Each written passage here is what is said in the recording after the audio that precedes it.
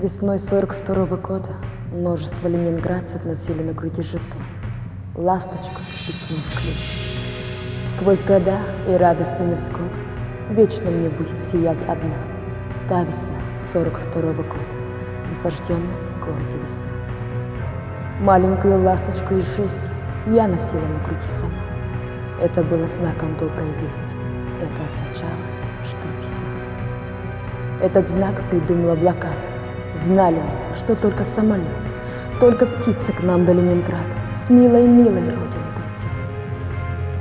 Сколько писем с той поры мне было, отчего же кажется самой, что до ныне я не получила самое желанное письмо, чтобы к жизни, вставшей за словами, к правде влитые в каждую строку, как устами в раскаленном плоти, к роднику. Или до ныне бродит то письмо, желанное как свет, ищет адрес мой и не находит, и томясь тоскует, где ж ответ?